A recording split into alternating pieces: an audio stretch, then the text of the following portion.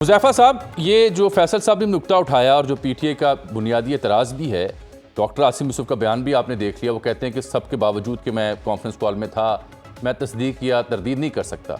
ये सवाल पैदा होता है कि जब आपने बैरिस्टर गौहर साहब को बुला लिया पिम्स में, मेडिकल बोर्ड ने अल्लामा राजा नासिर अब्बास को बुला लिया, इन डॉक्टरों को फ़ोन पे ले लिया, तो इस एक्सरसाइज की बजाय अगर किसी एक को खान साहब के प्रोसीजर के दौरान बुला लिया जाता या उनसे मुलाकात करवा ली जाती तो उनका मसला हल हो जाता।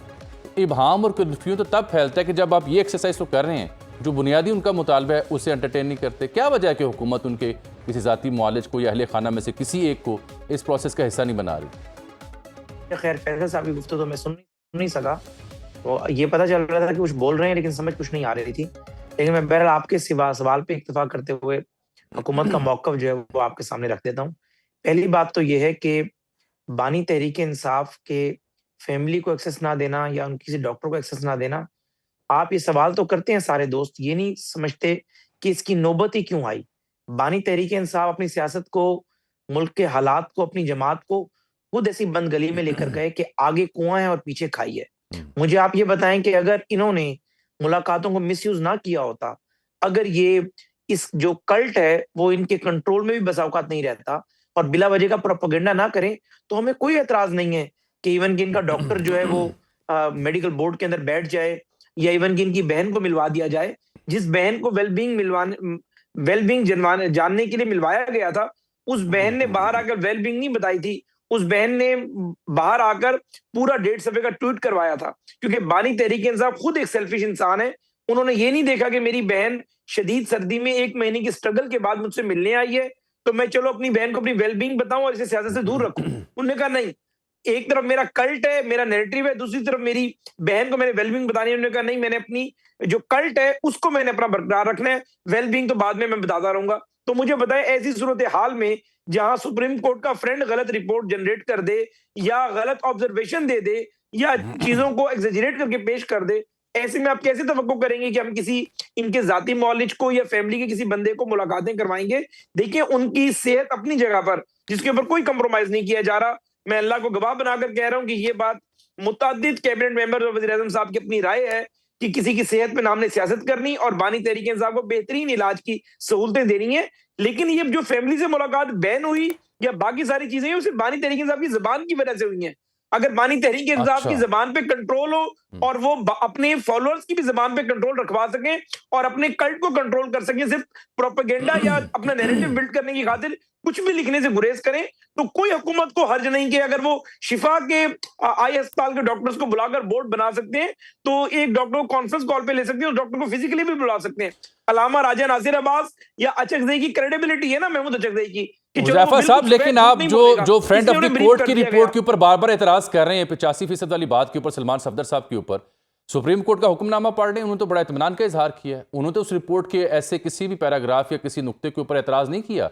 सुप्रीम कोर्ट के सामने वो रिपोर्ट गई, सुप्रीम कोर्ट ने तो तो कोई याहिया ऑब्जेक्शन। अफरीदी साहब जो है वो डॉक्टर तो नहीं है।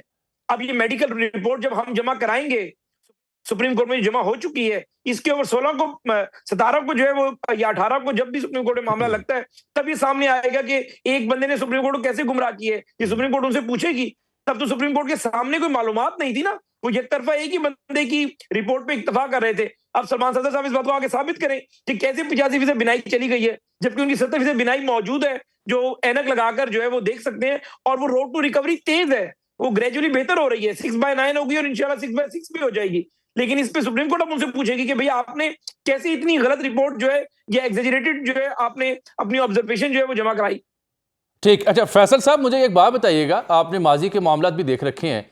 जरदारी साहब के यहाँ डॉक्टर आसिम और मियाँ साहब के यहाँ डॉक्टर अदनान भी हुआ करते थे, तो तब भी क्या यही सूरत हाल थी जो अभी है कि जी जाती मुआलिज नहीं जा सकेगा, प्रोसीजर को नहीं देख सकेगा, अहले खाना नहीं मिल सकेंगे?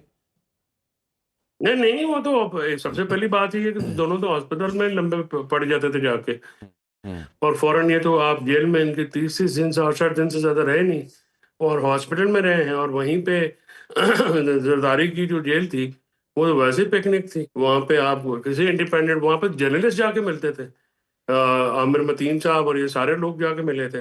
वहाँ मियाँ नवाशी को 50-50 बंदे मिलते थे जाके। तो इमरान खान साहब की जो पर्सनल नॉलेज है, उन्होंने तो कभी कुछ ऐसी बात नहीं की। नहीं, मेरा सवाल ये है कि प्रोफेशनल खान साहब के दौरे हुकूमत में जब मियाँ साहब जेल में थे, अलील हुए, तो उस वक्त क्या हुकूमत ने उनके अहले खाना में से किसी या उनके डॉक्टर के ऊपर पाबंदी लगाई हुई थी जब प्रोसीजर और प्लेटलेट का इशू चल रहा था, जब वो बैरून मुल्क ले गए इलाज मुआवजे की वगैरह से तशरीफ? नहीं, मरियम बीबी को स्पेशली जो है वो सर्विसेज हॉस्पिटल में बीबी पी रूम नंबर 2 में शिफ्ट किया, वो कॉन्विक्ट थी, वहाँ पे उनकी मुलाकातें करवाई गई मियाँ साहब के साथ। जब डिस्चार्ज उन्होंने होना था तो उन्होंने कहा नहीं कि मैंने आज मरियम से मिलना है, तो वो स्पेशली उनको मिलवाया गया। इस तरह से जरदारी साहब की मुलाकात तो फिर कोई पाबंदी नहीं थी। अच्छा, अब ये जो हुज़ैफा साहब का नुक्ता है जो बयान करके वो गए हैं अभी, कि वो कहते हैं जी ज़ुबान की वजह से ये सूरत हाल यहाँ तक आई है, बंद गली में आगे खाई है, पीछे आगे कुआं है, पीछे खाई है, उन्होंने को मुहावरा यूज़ किया है, मिस यूज़ किया गया है मुलाकातों को अहले खाना की जानिब से। तो मुझे ये तासुर मिल रहा है कि शायद अभी भी हुकूमत इस बीमारी और इलाज मुआवजे के बावजूद उस डिमांड को पूरा करती दिखाई नहीं दे रही कि अहले खाना या ज़ाती डॉक्टर उसमें शामिल हो। नहीं, उसमें तो कुछ ऐसी चीज है जो ये छुपाना चाह रहे हैं, अच्छा। ये पता नहीं लगने देना चाह रहे। तो इसलिए लिहाजा हुकूमत तो बदनीयत है ना जी। इस हुकूमत पे कौन एतबार करे, जिसका अपना जो है जिसकी अपनी हैसियत जो है वो भी सवालिया निशान हो, जो कि खुद चोरी के माल अपना इलेक्शन लड़ के आई हो।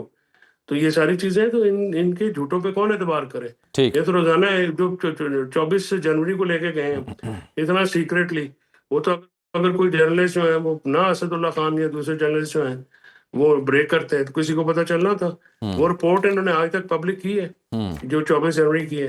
और फिर ये अभी मुझे एक और शो में इख्तियार साहब ने कहा जी कि हमने हॉस्पिटल भी शिफ्ट करना है और वो हो जाएंगे। तो इसका मतलब है कि इमरान खान साहब की जो ऐनक है, जो सॉरी बिनाई है, वो तो डैमेज हो चुकी है। ऐनक के बगैर कितना डैमेज है, 70% डैमेज। तो ये खुद एडमिट कर रहे हैं कि ऐनक लगाते हैं तो वो ठीक होती है, वरना वो डैमेज है।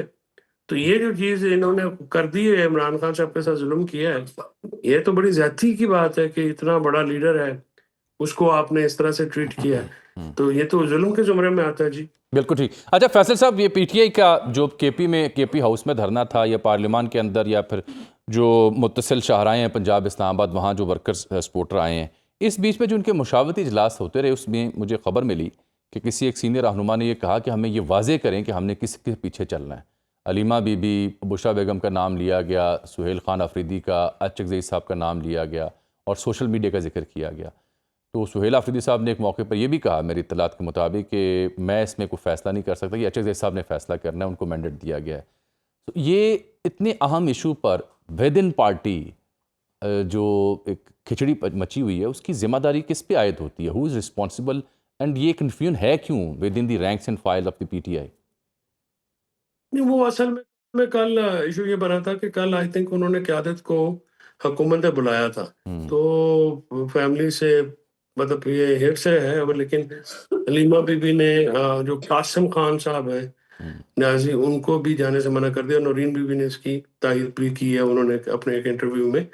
तो वो फिर जो पार्टी है वो ये आज जुनैद अकबर साहब की मैं कुछ स्टेटमेंट देख रहा था असेंबली में, उन्होंने कहा कि इस पे बात हो रही है कि महमूद खान फैसला करेंगे या लिम्बिया बीबी करेंगी या क्या। यही कन्फ्यूजन है ना जी, जो प्रॉब्लम इस वक्त परसिस्ट कर रहा है पीटीआई में, जो क़यादत का फुकदान है।